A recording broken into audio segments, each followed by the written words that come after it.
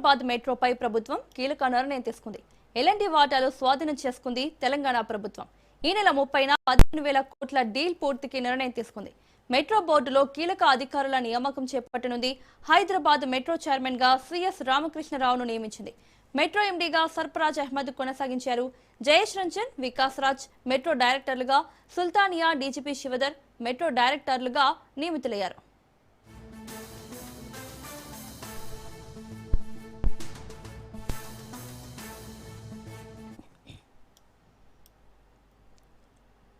తెలంగాణ శాసన మండలిలో గవర్నర్ కోట ఎమ్మెల్సీల నియామక ప్రక్రియ ఎట్టకేలకు ఒక కొలికి వచ్చింది. మాజీ క్రికెటర్ మహమ్మద్ అజారుద్దీన్, టీజేఎస్ అధినేత ప్రొఫెసర్ కోదండరాం పేర్లను ఎమ్మెల్సీలుగా గవర్నర్ ఆమోదించారు.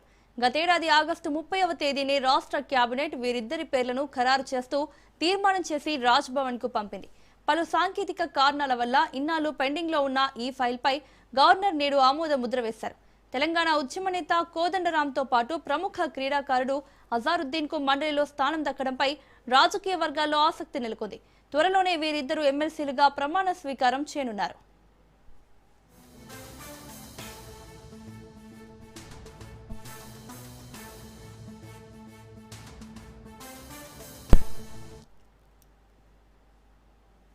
తెలంగాణ రాజకీయ యవనికపై సరికొత్త అధ్యాయం మొదలైంది. గత కొంతకాలంగా ఉత్కంఠ రేపుతున్న కవిత రాజకీయ ప్రయాణంపై నేడు స్పష్టత వచ్చింది.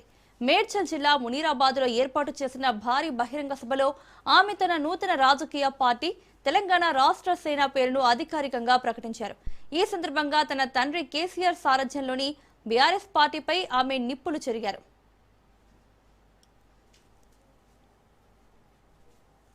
బీఆర్ఎస్ పార్టీ సాంకేతికంగా ఉన్నప్పటికీ అది తన ఆత్మను కోల్పోయిందని, అందుకే తెలంగాణ ఆకాంక్షలను నెరవేర్చేందుకు కొత్త పార్టీ అవసరమైందని కవిత స్పష్టం చేశారు. కేసీఆర్ ఉద్యమ రథం దారి తప్పిందని, సామాజిక తెలంగాణ రథచక్రాలు విరిగి ముక్కలయ్యాయని ఆవేదన వ్యక్తం చేశారు. తెలంగాణ వస్తే బానిస సంఖ్యలు పోతాయని భావిస్తే రైతులకు బేడీలు పడ్డాయని విమర్శించారు. కేవలం పోరాటం చేస్తే సరిపోదని, ప్రజలకు మంచి చేయాలంటే రాజకీయ అధికారం కూడా ఉండాలనే ఉద్దేశంతోనే తెలంగాణ రాష్ట్ర సేనను ప్రజల ముందుకు తెచ్చానని ఆమె ప్రకటించారు. మన పార్టీ పేరు చెప్పాలా? రెడీయా? టిఆర్ఎస్.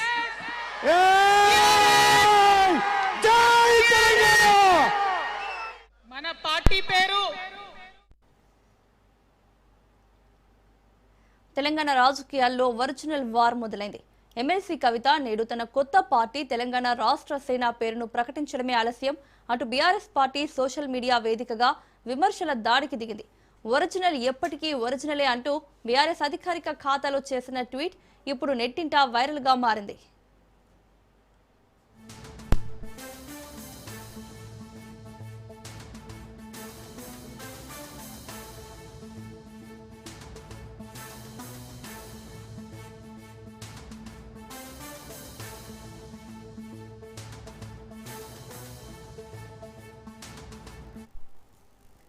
ఎన్ని డూప్లికేట్లు వచ్చినా తెలంగాణ ప్రజల అసలైన ఆకాంక్షలకు ప్రతిరూపం బీఆర్ఎస్ పార్టీయేనని, ఏది ఒరిజినలో ఏది డూప్లికేటో ప్రజలకు బాగా తెలుసంటూ కవితకు ఘాటుగా సమాధానమిచ్చింది పార్టీ హైకమాండ్.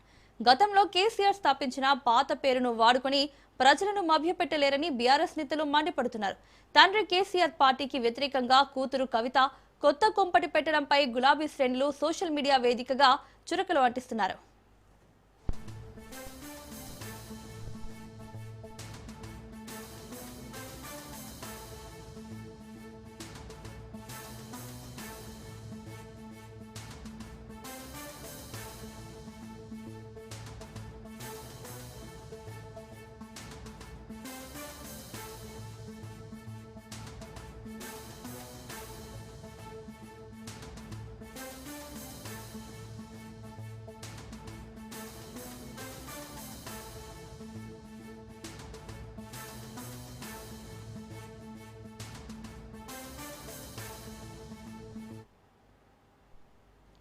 కవిత కొత్త పార్టీ తెలంగాణ రాష్ట్ర సేన ప్రకటనపై బీజేపీ రాష్ట్ర అధ్యక్షుడు రామచంద్రరావు తీవ్ర స్థాయిలో విరుచుకుపడ్డారు. ప్రజాస్వామ్యంలో కేఏ పాల్ కూడా పార్టీ పెట్టారు, ఆమె కూడా పెట్టుకోవచ్చు అంటూ ఎద్దేవా చేశారు. గతంలో టీఆర్ఎస్, ఇప్పుడు బీఆర్ఎస్, మళ్లీ పుట్టబోయే బిడ్డ పేరు కూడా టీఆర్ఎస్ అని పెట్టుకోవడం విడ్డూరంగా ఉందన్నారు. దేశంలో ప్రధాని నరేంద్ర మోదీ నేతృత్వంలో గత 12 ఏళ్లుగా అవినీతి రహిత పాలన సాగుతోందని, ఏ పార్టీ ప్రజల కోసం పనిచేస్తుందో ప్రజలే ఆలోచించుకోవాలని ఆయన సూచించారు. ఎన్ని కొత్త పార్టీలు వచ్చినా తెలంగాణలో బీజేపీకి వచ్చే నష్టమేమీ లేదని, వచ్చే ఎన్నికల్లో రాష్ట్రంలో ఖచ్చితంగా కమలం జెండా ఎగురుతుందని రామచంద్రరావు ధీమా వ్యక్తం చేశారు.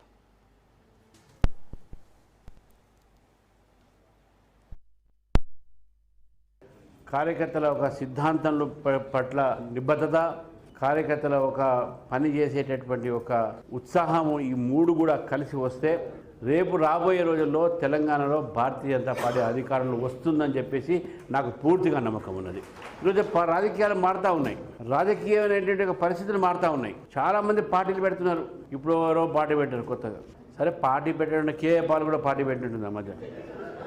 సో పార్టీ పెట్టడం మనకు ఎవరికి ఇది కాదు, కానీ ఏ పార్టీ ప్రజల పట్ల ఆలోచిస్తుందన్న విషయాన్ని మనం ఆలోచించుకోవాలి. అవినీతి రహితమైనటువంటి ఒక పరిపాలన భారతీయ జనతా పార్టీ ఇస్తున్నది ఈ దేశానికి. 12 సంవత్సరాలు భారతదేశాన్ని పరిపాలన నరేంద్ర మోదీ గారి ప్రభుత్వం ఏ ఒక్క అవినీతి సంఘటన జరగలేదు. పైపెచ్చు ఈరోజు మనం తెలంగాణ చూస్తూ ఉన్నాం. గతంలో టీఆర్ఎస్, ఇప్పుడు బీఆర్ఎస్, మరి దానికి పుట్టబోయే బిడ్డ పేరు కూడా టీఆర్ఎస్ అంట. వీళ్ళందరూ కూడా ఏం చేశారు? రాష్ట్రాన్ని దోచారు. రాష్ట్రాన్ని దోచుకున్న తర్వాత ఇప్పుడు ముఖ్యమంత్రి గారు అంటారు, మా మంత్రుల్లో ఒక సగం శాలరీలు ఇస్తాం. ఎన్ని రోజులు ఇస్తారు, ఎంత ఇస్తారు? మీరు దోచుకున్నది ఇస్తే బాగుంటుంది, ఇది శాలరీలుగా.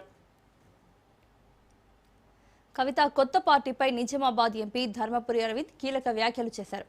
కవితకు రాజకీయ సమాధి కట్టింది బీజేపీయేనని ఘాటుగా వ్యాఖ్యానించారు. సామాజిక తెలంగాణ రాలేదు కాబట్టే ప్రజలు వారిని ఓడించి బీజేపీని గెలిపించారని అన్నారు. తెలంగాణలో కాంగ్రెస్ ప్రభుత్వం రియల్ ఎస్టేట్ దందా చేస్తోందని ఆరోపించారు. బీజేఎల్పీ నేత ఏలేటి మహేశ్వర్ రెడ్డి భూదందాల మీదే గవర్నమెంట్ రన్ అవుతోందని విమర్శించారు. ఆస్తులు అమ్ముకొని అప్పులు చేసుకుని ప్రభుత్వాన్ని నడిపిస్తున్నారన్నారు. ఎవరేమనుకున్నా హిల్ట్ పాలసీ అమలు చేస్తామని భట్టి విక్రమార్క అంటున్నారు. హౌస్ కమిటీ వేసి రివ్యూ చేయాలనే కనీస జ్ఞానం లేదన్నారు. అప్పులు చేసి జల్సా చేస్తామనే విధంగా రాష్ట్ర ప్రభుత్వం మాట్లాడుతుందన్నారు ఏలేటి మహేశ్వర్ రెడ్డి.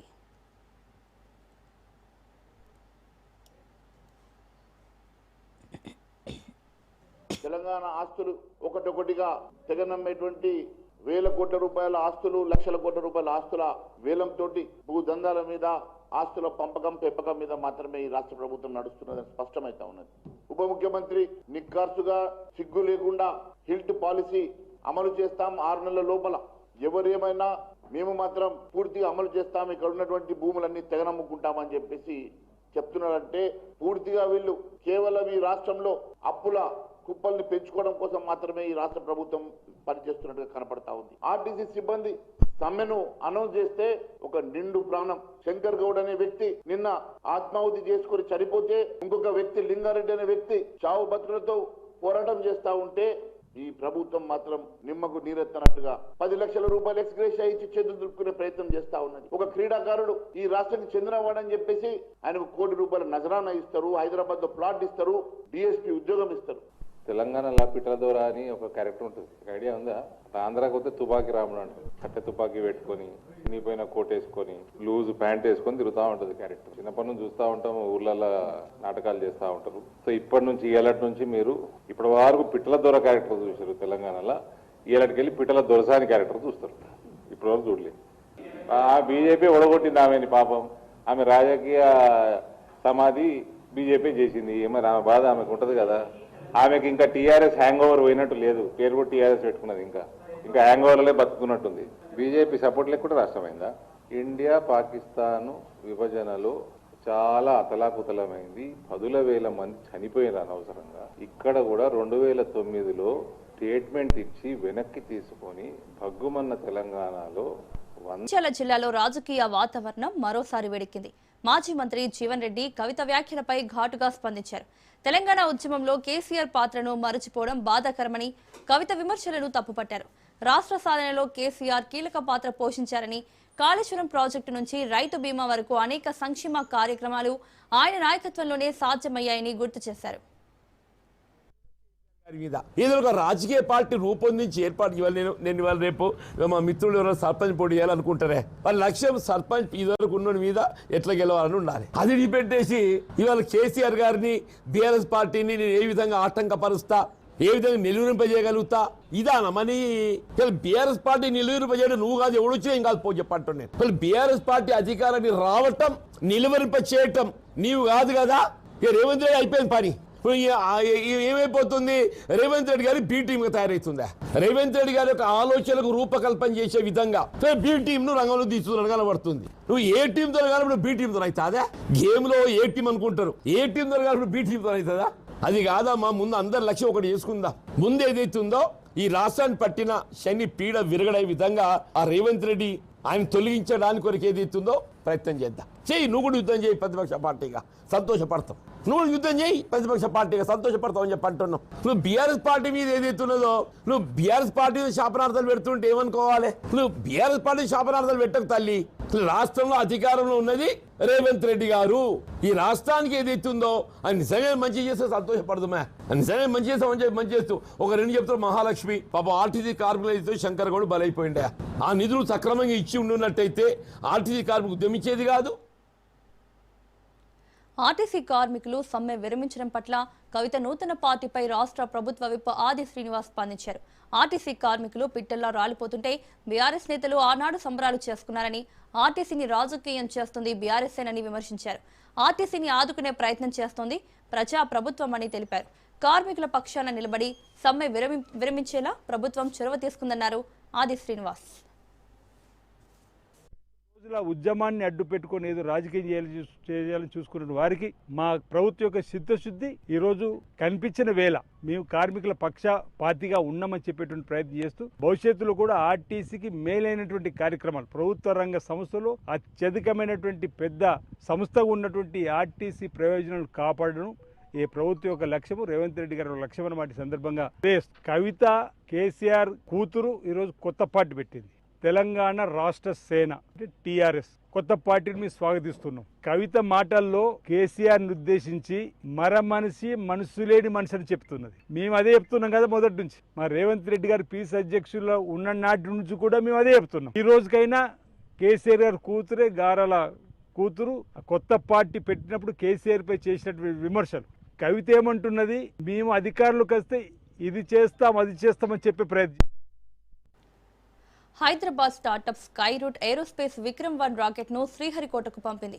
త్వరలో ప్రైవేట్ ఉపగ్రహ ప్రయోగం సీఎం తెలంగాణ ఏరోస్పేస్ లక్ష్యాలను హైలైట్ చేశారు భారతదేశ అంతరిక్ష పరిశోధన రంగంలో సరికొత్త చరిత్ర సృష్టించేందుకు హైదరాబాద్ కేంద్రంగా పనిచేస్తున్న స్టార్టప్ సంస్థ స్కైరూట్ ఏరోస్పేస్ సిద్ధమైంది దేశంలోనే తొలిసారిగా ప్రైవేట్ రంగంలో పూర్తి స్వదేశీ పరిజ్ఞానంతో అత్యాధునికంగా రూపొందించిన విక్రమ్-1 ఆర్బిటల్ రాకెట్ ను సీఎం రేవంత్ మంత్రి శ్రీధర్ బాబుతో కలిసి జెండా ఊపి శ్రీహరికోటలోని సతీష్ ధావన్ అంతరిక్ష కేంద్రానికి లాంఛనంగా సాగనంపారు విక్రమ్-1 పూర్తిగా హైదరాబాద్ లోనే డిజైన్ చేసి అభివృద్ధి చేయడం మనందరికీ ఎంతో గర్వకారణమన్నారు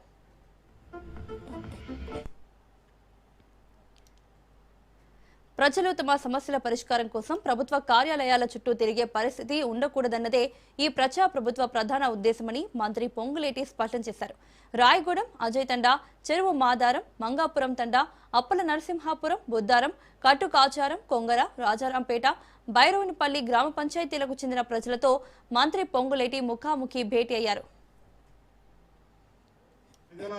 పార్ట్నర్షిప్ తో అధికారులు అద్భుతంగా నిర్వహిస్తున్నారు మోడల్ గా నా సొంత నియోజకవర్గమైన పాలేరు నియోజకవర్గంలో దాంట్లో భాగమే ఈ ప్రజా దర్బారు అనే కార్యక్రమాన్ని కూడా చేపట్టడం జరిగింది తాగునీరు విద్యుత్తుకు సంబంధించిన రాష్ట్ర ఉన్నత స్థాయి అధికారులను కూడా ఈ సమావేశంలోకి పిలవటం జరిగింది ప్రభుత్వం దగ్గరికి ప్రజలు వెళ్లేవాళ్ళు చెప్పులు అరిగిందాకా తిరిగేవారు ఈ ప్రభుత్వంలో ప్రజల వద్దకే ప్రభుత్వం అంటే ప్రజా ప్రతినిధులు కానీ అధికారులు కానీ మీ సమక్షంలోకి రావటం ఇవాళ కొత్తగా పెట్టింది కాదు ప్రభుత్వం వచ్చిన మొదటి 3 నెలల్లోనే ప్రతి గ్రామానికి ప్రభుత్వ యంత్రాంగాన్ని అంతటినీ పంపించి కాంగ్రెస్ పార్టీ డీసీసీ అధ్యక్షులు ఎంపీలు ఎమ్మెల్యేలు ఎమ్మెల్సీలు కార్పొరేషన్ చైర్మన్లు అధికార ప్రతినిధులతో మంత్రి పొన్నం ప్రభాకర్ జూమ్ సమావేశం నిర్వహించారు ఆర్టీసీ కార్మికుల సమస్యల పరిష్కారానికి ప్రభుత్వం తీసుకున్న చారిత్రాత్మక నిర్ణయాలపై ఆర్టీసీ కార్మికులతో కలిసి పండుగల సంబరాలు జరపాలని పిలుపునిచ్చారు 2 రోజుల సమ్మెలోనే పలుమార్లు ఆర్టీసీ కార్మికులతో చర్చలు జరిపి కార్మికుల చిరకాల స్వప్నం ఆర్టీసీని ప్రభుత్వంలో విలీనం, కార్మిక సంఘాల ఎన్నికలు, 11% పీఆర్సీ ప్రకటనపై ఆర్టీసీ కార్మికులు సంతోషం వ్యక్తం చేస్తున్నారన్నారు మంత్రి పొన్నం ప్రభాకర్.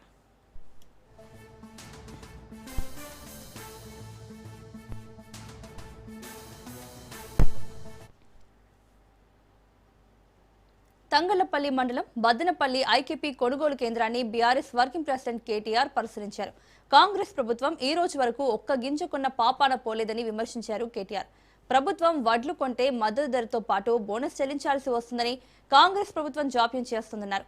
రైతులే వడ్లను టార్పాలను కప్పుకుంటూ కాపాడుకోవాల్సిన దుస్థితి ఏర్పడిందన్నారు.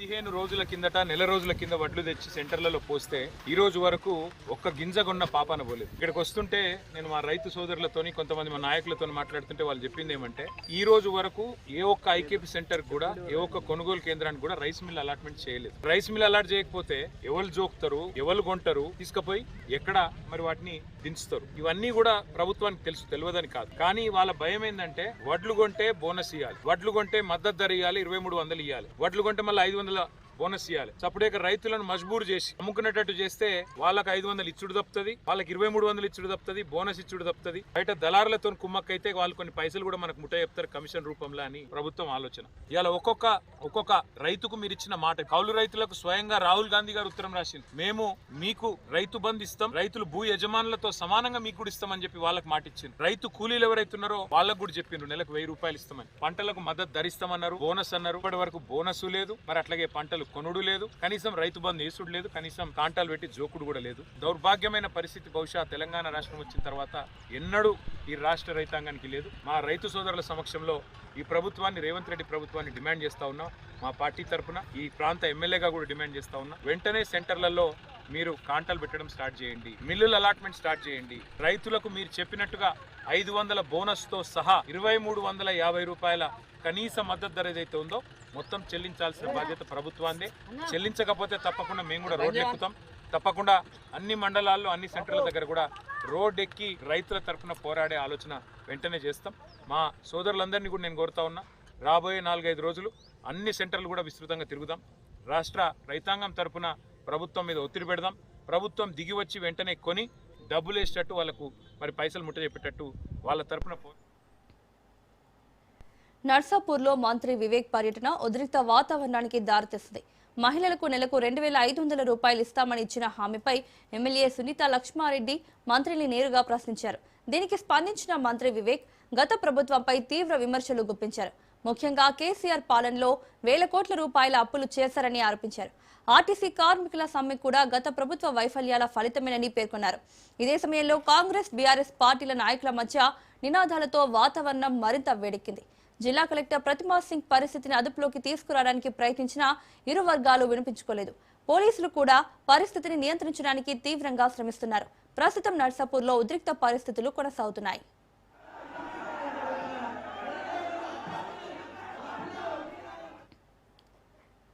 మావోయిస్టు పార్టీకి మరో భారీ ఎదురు దెబ్బ తగిలింది. ఛత్తీస్గఢ్ బెటాలియన్ 1కు చెందిన కమాండర్ హేమ్లా విఘ్న అలియాస్ ఐతో సహా 47 మంది మావోయిస్టులు తెలంగాణ డీజీపీ ఎదుట లొంగిపోయారు. ఈ సందర్భంగా 32 ఆయుధాలు పోలీసులను మావోయిస్టులకు అప్పగించారు. ఈ లొంగుబాటుతో ఛత్తీస్గఢ్ బెటాలియన్ 1 పూర్తిగా లొంగిపోయినట్లుగా డీజీపీ శివధర్ తెలిపారు. వీరి వద్ద నుంచి ల్యాండ్ మైన్లలో వాడే వైర్లు, 3 బండిలు స్వాధీనం చేసుకున్నామని సౌత్ బస్తా డివిజన్ కు చెందిన కీలక మావోయిస్టు లొంగిపోయారని తెలిపారు. లొంగిపోయిన వారిలో తెలంగాణ వాళ్లు ఎవరూ లేరని స్పష్టం చేశారు. అయితే వీరిలో తెలంగాణ వారు ఎవరూ లేకపోయినా తెలంగాణలో వీరు కార్యకలాపాలు సాగించినట్లు డీజీపీ తెలిపారు.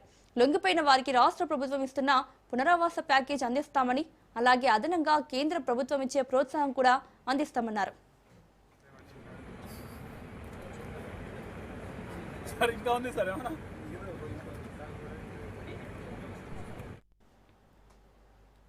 జగిత్యాల జిల్లాలో నిర్వహించిన మార్కెట్ కమిటీ ప్రమాణ స్వీకార సభలో రాజకీయ వ్యాఖ్యలు హాట్ టాపిక్ గా మారాయి. మంత్రి అడ్లూరి లక్ష్మణ్ ఆర్టీసీ సమ్మె, గత ప్రభుత్వ విధానాలపై కీలక వ్యాఖ్యలు చేశారు. ఆర్టీసీ కార్మికులు సమ్మె చేస్తే డిస్మిస్ చేస్తామని గతంలో కేసీఆర్ హెచ్చరించారని, కానీ ప్రస్తుత సీఎం రేవంత్ నాయకత్వంలో 3 రోజుల్లోనే సమస్యను పరిష్కరించామని మంత్రి తెలిపారు. కార్మిక సంఘాలతో చర్చలు జరిపి సమ్మెకు ముగింపు పలికామని చెప్పారు.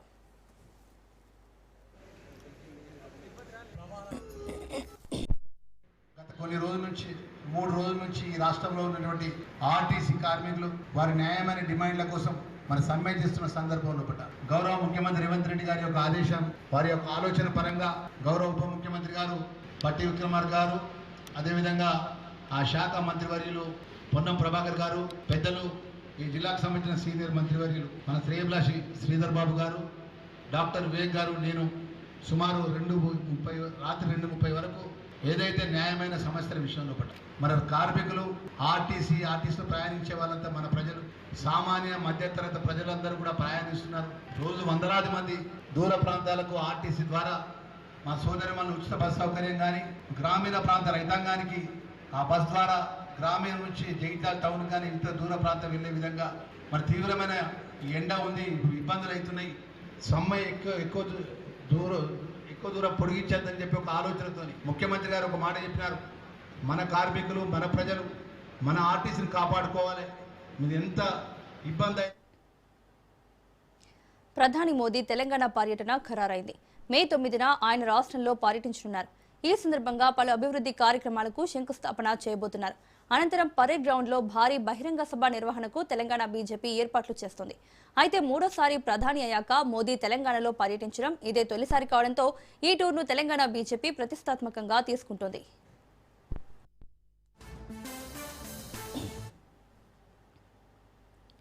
ఆంధ్రప్రదేశ్ హైకోర్టు కొత్త ప్రధాన న్యాయమూర్తిగా జస్టిస్ లీసా గిల్ ప్రమాణ స్వీకారం చేశారు. రాష్ట్ర గవర్నర్ అబ్దుల్ నసీర్ ఆమెతో ప్రమాణ స్వీకారం చేయించారు. ఈ కార్యక్రమానికి పలువురు ప్రజాప్రతినిధులు, న్యాయమూర్తులు హాజరై అభినందనలు తెలిపారు. రాష్ట్ర న్యాయ వ్యవస్థలో ఇది కీలక పరిణామంగా భావిస్తున్నారు.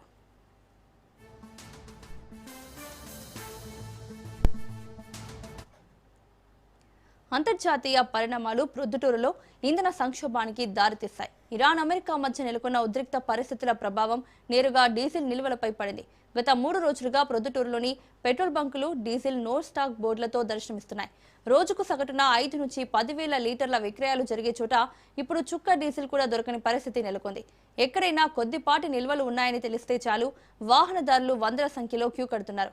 ఇదే పరిస్థితి మరికొన్ని రోజులు కొనసాగితే రవాణా వ్యవస్థ దెబ్బతిని నిత్యావసర వస్తువుల ధరలు ఆకాశాన్నంటే ప్రమాదముందని నిపుణులు హెచ్చరిస్తున్నారు.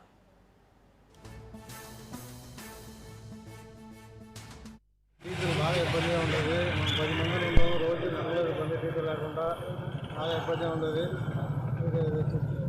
ఇప్పుడు అవసరంగా ఉండదు, డీజిల్ లేకపోతే పని నడయాలి. 3 బండ్లు వచ్చింది, 10 మందిలు వచ్చాము, ఖాళీగానే అన్ని కూర్చుంటాం.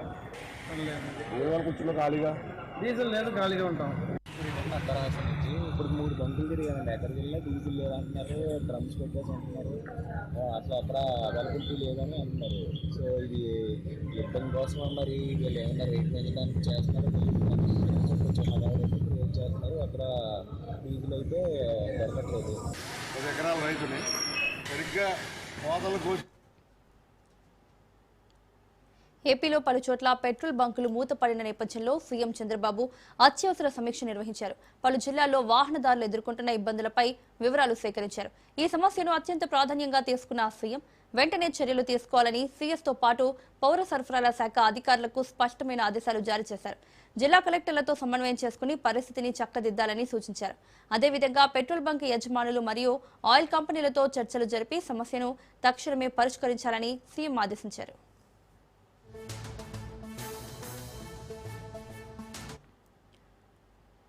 లోక్ భవన్ కు సీఎం చంద్రబాబు వెళ్లారు. రాష్ట్ర గవర్నర్ అబ్దుల్ నసీర్ తో సీఎం చంద్రబాబు మర్యాదపూర్వకంగా భేటీ అయ్యారు.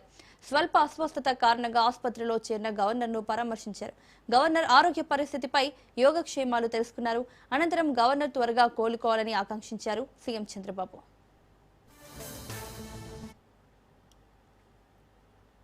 విజయసాయిరెడ్డిపై మంత్రి డోలా బాల వీరాంజనేయ స్వామి ఫైర్ అయ్యారు. విజయసాయిరెడ్డి డర్టీ పొలిటీషియన్ అని, చేసిన తప్పులకు జైలు శిక్ష అనుభవించింది మరచిపోయాడా అంటూ సెటైర్లు వేశారు.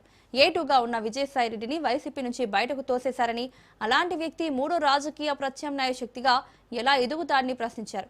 విజయసాయిరెడ్డి పగటి కలలు మానుకోవాలని, అంబటిపై వ్యాఖ్యలు చేసి స్థాయిని తగ్గించుకోలేనన్నారు.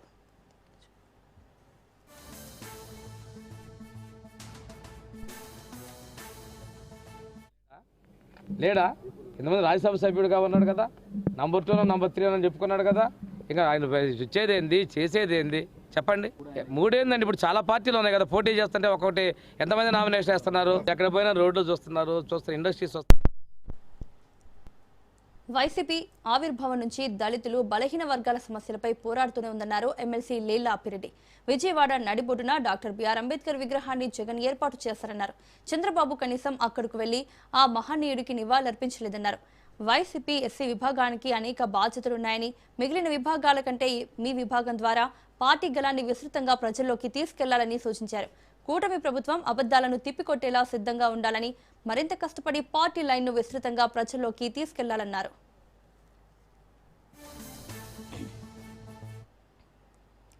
అనంతపురం హనీ ట్రాప్ కేసులో కీలక పరిణామం చోటు చేసుకుంది. ముఠాతో సంబంధం ఉన్న 6 పోలీసులపై శాఖపరమైన చర్యలకు జిల్లా ఎస్పీ జగదీష్ ఆదేశించారు. పలు స్టేషన్ల పరిధిలో పనిచేస్తున్న కానిస్టేబుళ్లను వీఆర్కు అటాచ్ చేస్తూ ఆదేశాలు జారీ చేశారు ఎస్పీ. మరికొంత మందిపై చర్యలు తీసుకునే అవకాశం ఉన్నట్లు తెలుస్తోంది. జిల్లా ఎస్పీ ఆధ్వర్యంలో trainee SP Ashwin, Tadipatri ASP Rohit చౌదరిలు ఈ కేసుపై లోతుగా దర్యాప్తు చేయడంతో విచారణ వేగవంతం అవుతుండటంతో పలువురు అధికారుల గుండెల్లో గుబులు రేగుతున్నాయి.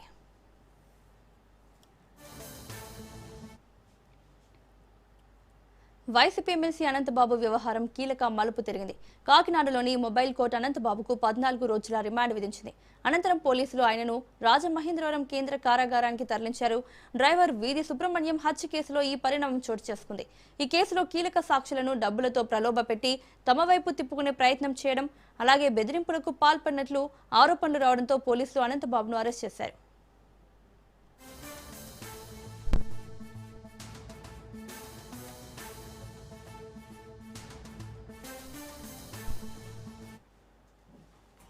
KV Bulletin updates. Keep watching Raj News.